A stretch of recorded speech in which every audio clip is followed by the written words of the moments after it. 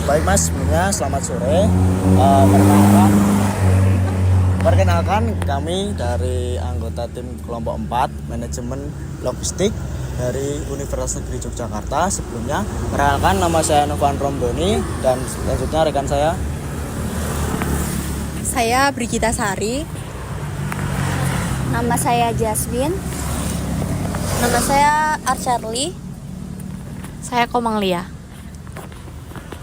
Baik, di sini kami diberikan sebuah tugas kepada dosen mengenai manajemen logistik UMKM. Kami mengambil yaitu kebab Makama yang berada di Jalan Baru Wates, Kulon Progo. Nah, untuk pertanyaan yang pertama mengenai wawancara bagaimana perencanaan logistik di dalam kebab Makanama dengan baik dan benar. Yang pertama, untuk prosesnya Mas, mengenai ketersediaan logistik atau bahan-bahan yang ada di pasaran, apakah mudah didapat ataukah sangat susah didapat untuk menjualkan barang-barangnya di sini atau menjual bahan-bahan di sini? Sebelumnya terima kasih. Untuk ketersediaan bahan dari kebab sendiri lumayan mudah didapat, tapi tidak bisa sembarangan Mas. Jadi kami ngambil di satu tempat dan konsisten di tempat itu terus, karena nanti kalau misal kami berpindah tempat takutnya kan merusak citra, merusak rasa ciri khas juga. Menurut dari Masnya, apakah permintaan pasar ini selalu meningkat? Walau meningkat, misal harga sayur meningkat, ataukah harga kebab itu juga akan ditingkatkan, misal 500 atau 1000 itu bagaimana Mas? Untuk harga kebab sendiri, meskipun bahan yang dijual oleh produsen yang kami ambil itu meningkat, tetapi kami nggak naikin harga Mas, jadi tetap konsisten segitu aja terus. Jadi tetap konsisten sesuai dengan harga pasar, tapi untuk penyampaian ke konsumennya itu harganya juga tetap sama walaupun harga pasar melonjak naik. Ya, walaupun naik, tapi harga yang kami paparkan tetap sama. Mungkin pertanyaan kedua dari siapa? Fungsi penganggarannya? Belum. Berarti aku. Jadi gini Mas, aku ada pertanyaan terkait gimana sih metode penganggaran dalam manage untuk membantu dalam pengendalian biaya di kebab Nakama ini? Untuk pengendalian biaya sendiri, pertama kita susun untuk kebutuhan kita pilah, nanti kalau sudah terus tentang operasional, anggarannya kami bagi dan selamanya juga dari situ, tidak ditambah tidak dikurang. Yes. Selanjutnya mungkin dalam menyusun anggaran kan pasti ada plus minusnya. Nah, kira-kira tantangannya tuh apa sih waktu manajemen dari kebab Nakama untuk menyusun anggaran itu? Tantangan ya Mbak. Untuk tantangan sendiri mungkin kan yang namanya jualan juga kadang nggak laku, kadang juga lakunya banyak. Jadi untuk kekurangannya mungkin hari ini nggak laku nih, besoknya atau hari sebelumnya laku banyak. Nah, itu untuk nutup biaya operasional yang nggak laku, hari yang nggak laku itu.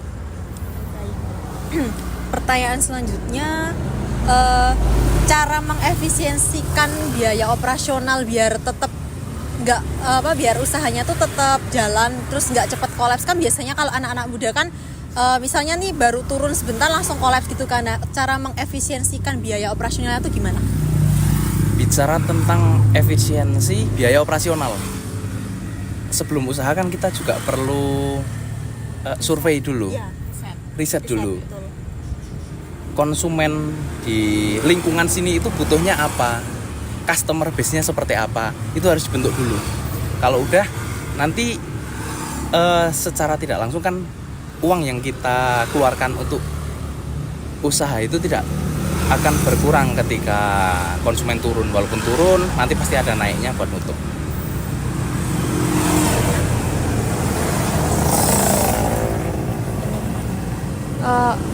Saya bertanya untuk mengenai penyimpanan dan penyaluran ya Mas. Jadi apa aja kriteria penting dalam memaksimalkan efisiensi di bagian distribusinya? Efisiensi di bagian tentang penyimpanan. Iya. Penyimpanan bahan. Jadi misal bahan bakunya kan misal di hari ini tidak laku, tapi di hari kemudian itu laku keras tuh. Untuk mengefisiensikannya untuk didistribusikannya itu bagaimana? Karena kan kadang bahan bakunya ada yang busuk, ada yang apa gitu. Kita pakai bahannya untuk penjualan itu kan jangka panjang Mbak, jadi nggak mungkin dalam 3 hari itu nanti bahan udah nggak layak pakai. Kalau untuk penyimpanan sendiri pasti lemari es. Ya. Itu biasanya kami pakai bahan yang nggak mudah busuk, jadi tahanlah untuk dalam jangka 1 sampai 7 hari. Lalu untuk manajemen logistik menangani penyaluran barang agar tepat waktu dan sesuai dengan permintaan bagaimana? Karena banyak pasar-pasar kan mungkin ada yang dekat tapi nggak ada barangnya, tapi ada juga yang pasarnya ternyata jauh tapi barangnya ternyata lebih banyak. Seperti yang udah saya sampaikan di awal, untuk barang bahan yang harus kita ambil itu kami ambil dari satu tempat. Semisal di satu tempat itu nggak ada, kami kan nggak jualan Mbak. Karena nanti kalau misal berubah lagi dari ambil di tempat lain atau asal ambil barang yang enggak sesuai sama yang udah ditentukan, takutnya merusak cita rasa tadi. Nah itu juga kan mempengaruhi biaya operasional juga kan kira-kira. Nah itu gimana cara mengatasinya? Mempengaruhi biaya operasional tentang Karena biayanya yang jaraknya yang jauh, lalu yang perpindahan tempat yang berbeda-beda dalam mengambil bahan. perpindahan tempat tidak pernah Mbak. Jadi kami ambil tempat di satu tempat. Tapi kalau untuk biaya operasional yang nantinya terganggu, misal harus jualan, harus besoknya nggak jualan karena tutup di satu tempat itu, kita ambilkan dari hari yang lain. Semisal hari yang ini lakunya agak banyak, hari yang besok tutup, kita ambilkan buat nutup operasionalnya, seperti itu.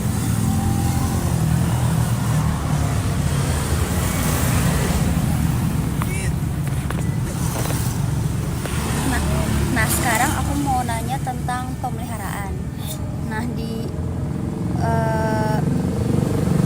pertanyaan yang pertama itu, mengapa pemeliharaan aset logistik seperti gudang dan kendaraan penting untuk keberlangsungan operasional? Pemeliharaan gerobak logistik. Logistik kayak barang-barang bahan baku. Sebenarnya untuk penjualan tersendiri kita nggak mengedepankan tentang berapa kebab atau berapa produk yang bisa kita jual Mbak. Yang kita kedepankan adalah kualitasnya.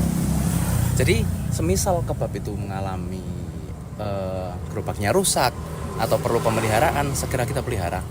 Maksimal itu 2 bulan sekali pasti kita benahi. Itu. Nah, pertanyaan selanjutnya itu, apa saja indikator kinerja yang digunakan untuk mengukur efektivitas dalam pemeliharaan manajemen logistiknya? Untuk indikator keberhasilan misalnya Mbak tentang pemeliharaan ya, itu kami melihat tentang kelayakan. Kalau dari kami kan gerobak, kelayakan gerobak, terus tentang inventaris apa saja yang ada di dalamnya, dilihat apakah masih layak atau tidak. Kalau misal memang masih layak kita gunakan, kalau misal pun nanti sudah tidak layak kita perbaiki atau nanti bisa kita ganti.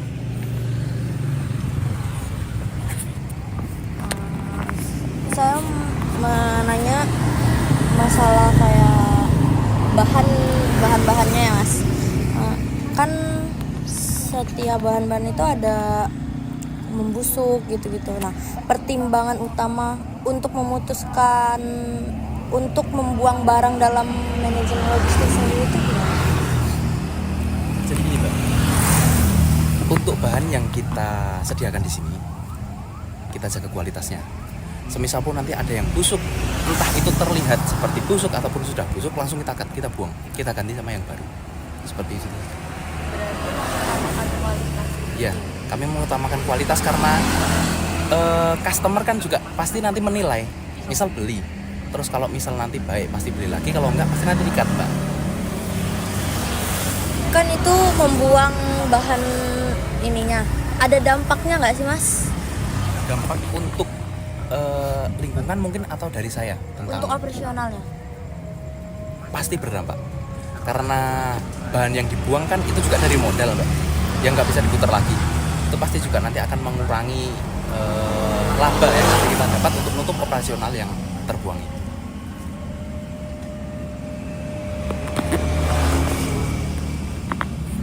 Nah, mau tanya lagi nih Mas, mengenai tadi kan Mas kan udah bilang untuk selalu mengambil di satu tempat. Nah, saya bertanya, apakah pernah dari kebab makanan ini selalu disuplai oleh supplier ke rumah, misal dari tempat itu langsung kirim atau Masnya itu ngambil ke tempat?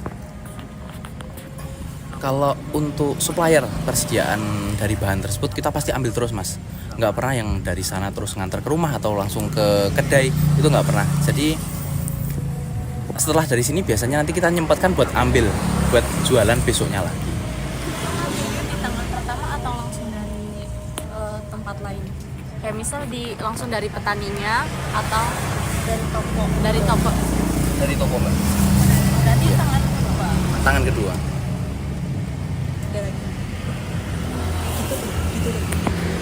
Mungkin gitu ya Mas, mengenai wawancara, mengenai hal apa saja yang diperlukan di dalam untuk logistik dari kebab Makana. Mungkin dari kami pamit dan undur diri. Sebelumnya terima kasih atas waktunya yang udah berkenan untuk diwawancarai dan diliput mengenai kebab Makana ini.